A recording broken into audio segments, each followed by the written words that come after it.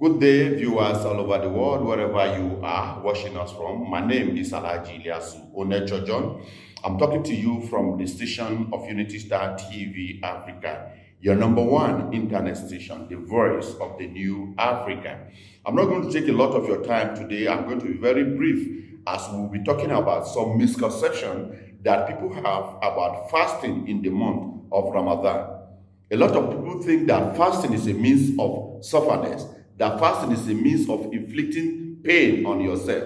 No. Everything that Allah subhanahu wa ta'ala asks you to do in Islam, there's a reason for doing so.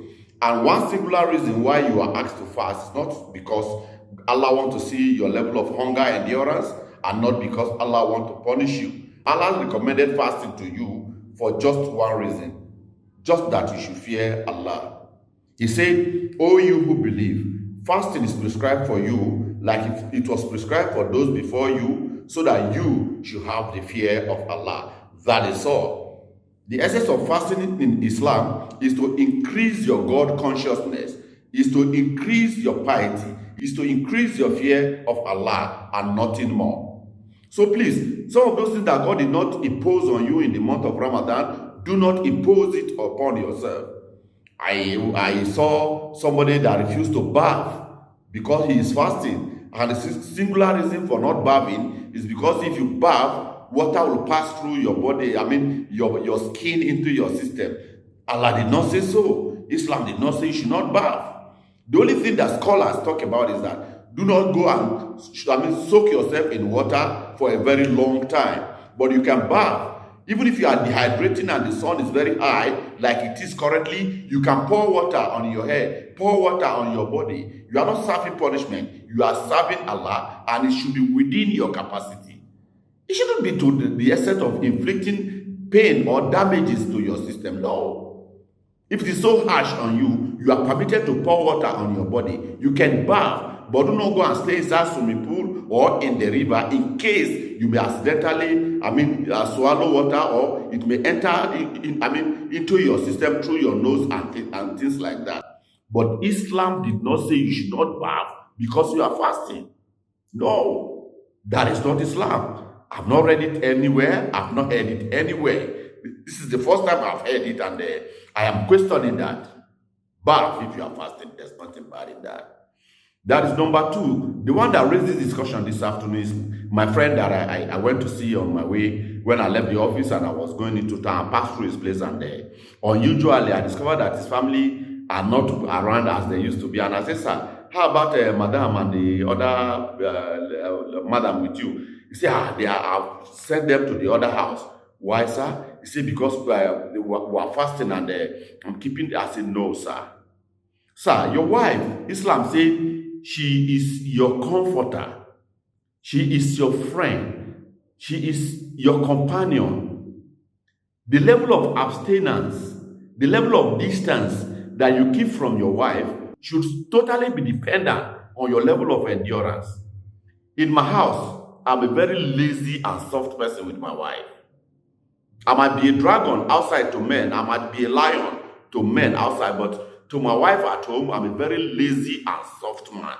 My wife sees me and become very happy and become very comfortable. Therefore, as your wife is fasting, stay with her. Make her comfortable. Make her happy. You are even allowed to play with your wife. If you are fasting, you can play with your wife. There's nothing wrong with that. Islam does not forbid you playing with your wife if you are fasting. So long as you are sure that that play is not going to lead to erection and ejaculation.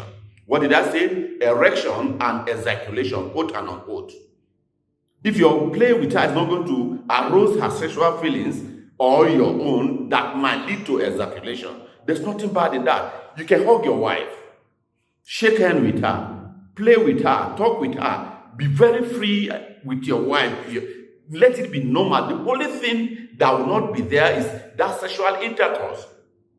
If not, you can play any other play with your wife if you are fasting. You are not going to kiss her, and you are not going to have intercourse with her, but you can do any other play with your wife if you are fasting.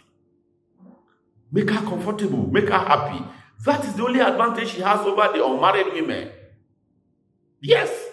And after the iftar, when you open fasting, your wife become halal to you. Let her give you food to eat. After you eat, then you eat. It's allowed in Islam. That is the only advantage she has over the unmarried couples. But because you are fasting and your faith is too high, you are denying her. What she should have enjoyed after iftar. No, after iftar you can sleep with your wife. It's allowed, and in the daytime you can play with her, but you can't sleep with her. But there's nothing wrong with you. Stay close with your wife, play with her, talk with her, and make her comfortable in the daytime. Islam does not forbid that. I stand to be corrected. If you know from any Islamic book, either from Hadith or from the Quran or any book of any Islamic scholar, correct me. I stand to accept correction, but as much as I know and from the much that I have read, I have not seen anywhere where Islam says you should totally keep away from your wife because you are fasting. No. Like I said, nobody owns monopoly of knowledge. Nobody knows everything. But to the much that I know, you are not asked to keep away totally from your wife. Please, fasting is to soften it for us. I've talked about people bathing in the month of Ramadan. There's nothing bad in that. I've talked about you playing with your wife, stay together with your wife. There's nothing wrong about that. Then again, this one is the last one that I'm going to talk about today before we bring it to an end. Who told you that if you are fasting, you cannot brush? If you are fasting, you can brush. There's nothing wrong in that, except that you are going to guide carefully. What I mean by you guiding carefully is that do not use paste that have taste. Any paste that, toothpaste that is pepperish or sweet or have any, taste. No, that is not allowed. But you can use your empty brush, ordinary brush, to brush your mouth. Use water to rinse your mouth and throw it away. There's nothing wrong in that. Because there are some of us, if you stay too long, your mouth becomes gummy and it becomes sort of uncomfortable.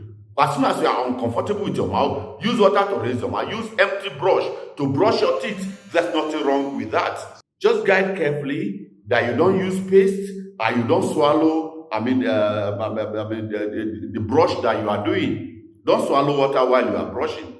Apart from even brush, you can use chewing stick, dry chewing stick, a dry one that doesn't have taste. You can use chewing stick to brush your teeth so that it will make you comfortable and your fasting is not spoiled. Your fasting is still valid.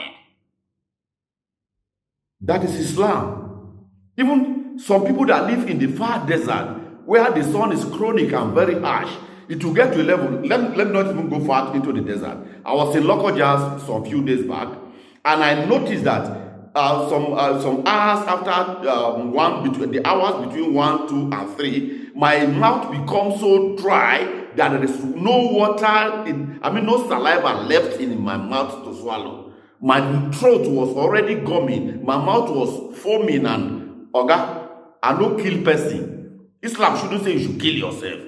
What are you asked to do? Use water to rinse your mouth, throw the water away, ensure that the water is totally poured out of your mouth. Then your mouth is refreshing to keep you alive, to keep you surviving. If you are drinking water, you know. If you are not drinking water, you know. You are the only one that is guiding, that have the measurement of your fasting. Nobody monitor your fasting. So what you are asked to do, what you are allowed to do, is to use water to rinse your mouth so as to give your mouth that freshness that will generate saliva again to keep you alive. Islam allows that. Don't go and kill yourself. I'm not asking you to drink water. I'm not asking you to rinse your mouth and drink the remaining water. Rinse your mouth, pour the water away, let your mouth become fresh again so that you can generate saliva to keep you going. After all, God is not interested in your hunger or your tasty, but your level of fear of Allah.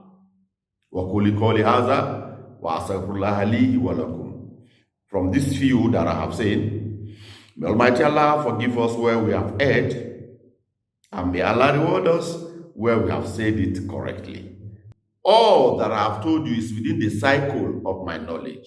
And like I told you earlier, nobody has monopoly of knowledge. Nobody knows it all. And nobody knows nothing.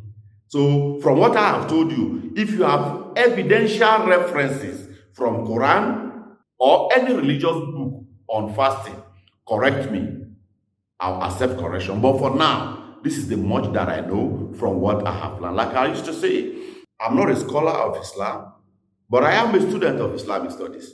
I read Islamic studies at my NCE, and the knowledge is still fresh. So, here we'll draw the curtain on this program with the hope to see you again on another interesting program about Ramadan. My name is Alhaji Ilyasu John from your number one internet station, Unity Star TV Africa, the voice of the new Africa. Thank you. At USTV Africa, confirm news, culture and entertainment, the latest information, all at USTV Africa. Oh. Your number one internet station, USTV Africa. Oh. From East Africa to South Africa, USTV Africa. From North Africa to West Africa, USTV Africa. Oh. USTV Africa, voice of the new Africa. Uhuru Africa.